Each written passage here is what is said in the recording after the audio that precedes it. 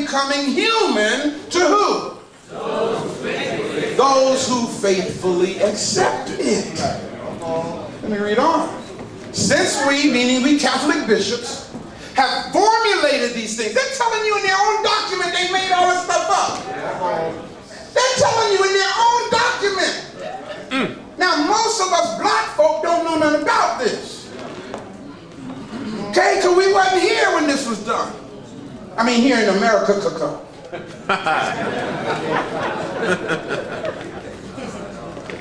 Since we formulated these things with all possible accuracy and attention, in other words, we did the best we could at creating this doctrine, this religion, the sacred and universal synod decrees, read it, what does it say? No one is what? Permitted to produce, or even to write down, or compose any other creed. Now check this part out, what? Or to think or teach otherwise. All right, explain. Go do your own research. Who gives them the right to tell you that you can't even think anything other than what we have decided for you to think? Damn.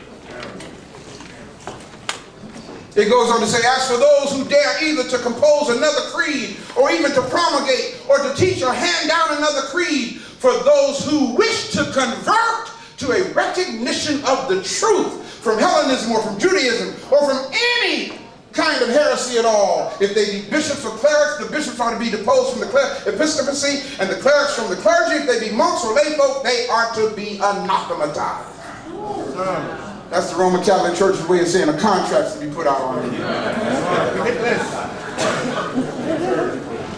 Now, I just told you about the Dark Age, 500 AD. Let me tell you about that, because that's important for your timeline. It's important to understand this timeline.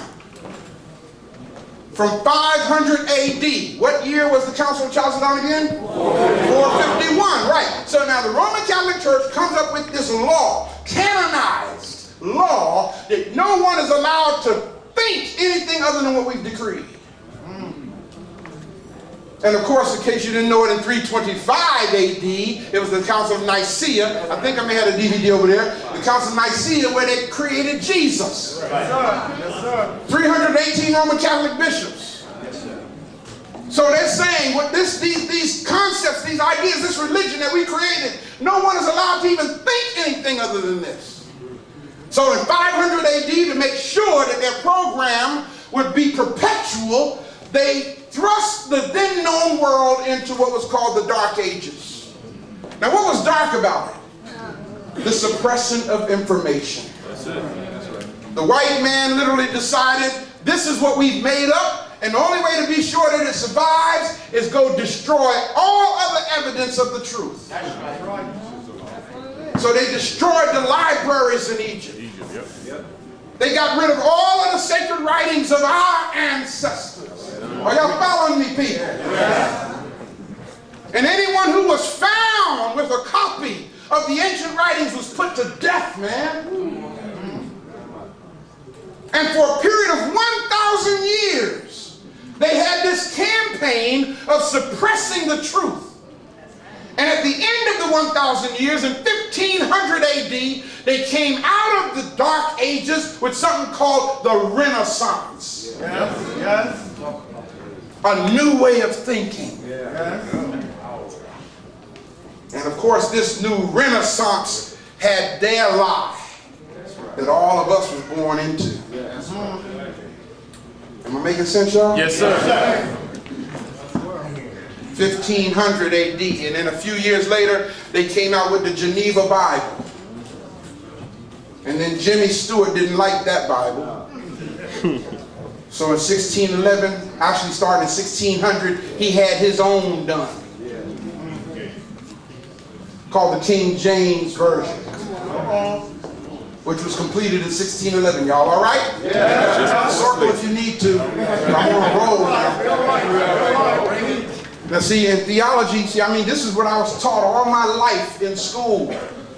That over a period of 1,600 years, follow this, over a period of 1,600 years, God used 40 different authors over 1,600 years to compile the Bible. Right, brother? That's what I was taught. And guess what? That's what I preached. You know why I preached that? Everybody say, because the mind can't teach what it doesn't know. It's the only thing we can do, man. That's what I was taught, so that's what I taught. And the truth of the matter was, it wasn't 40 authors over 1,600 years. In the year 1600, James Stewart, King of England, chose approximately 40 of his so-called scholars to write the Bible.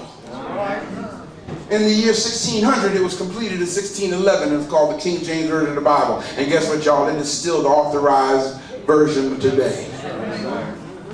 Not because it is so accurate, but because the Masonic Order uses it as their textbook. That's another lecture in and of itself. Let's understand our crisis. Let's understand our warfare.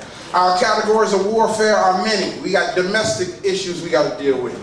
Some of you guys sitting in here looking at me right now, man, you look great, but your home is horrible. Some of y'all don't even want to go home after you leave here. Some of y'all going to find somewhere else to go, so you got to go deal with that. Y'all know it's the truth. Some of y'all get off work, y'all go get something to drink. Y'all go to the bar and sit in the bar instead of going home, but you want to deal with that. Some of your economic crises is messed up. Some of us are social, our academic, political, psychological, emotional, personal, spiritual issues we're dealing with, man.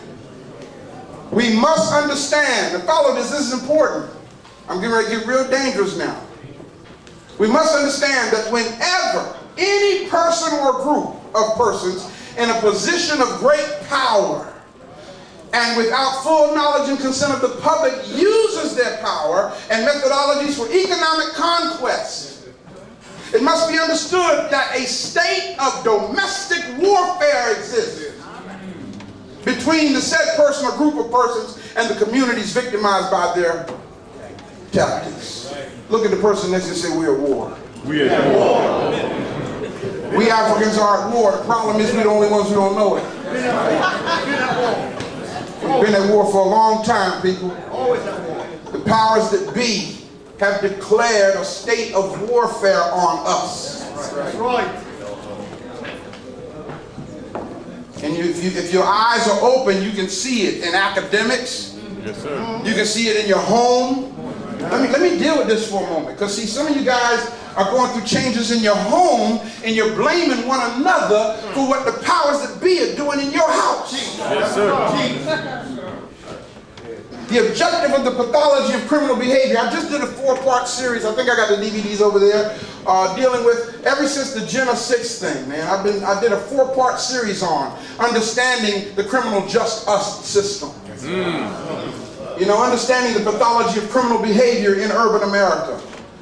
You know, the real agenda behind the juvenile crime bills. Brothers and sisters, in case y'all don't know this, the very next day after the March on Jenna, the very next day, the March on Jenna was on a Thursday. The very next day, the United States Senate passed what is called the Gang Abatement and Prevention Act. I got that information over there. Y'all need to get this and teach this to our young people. And see, every time we do, I gotta go here, gotta go here, I gotta go here. Go. Everybody say this. We must stop confusing activity with accomplishment. That's right. That's right. We are the marchingest people. I ain't lying, y'all. We put the military to shame. We do more marching, and after we march, we haven't accomplished a damn thing. But we get excited because it was an activity. I was talking to one brother who came back from Jenna in St. Louis. He said, man, I went to Jenna. And you know what? I'm serious. It brought tears in my eyes. Because I looked at this brother and I said, you know, it's really sad. This brother's going to go through the rest of his life. And that's the best thing, that's the greatest thing he can put on his resume. Is I went to Jenna.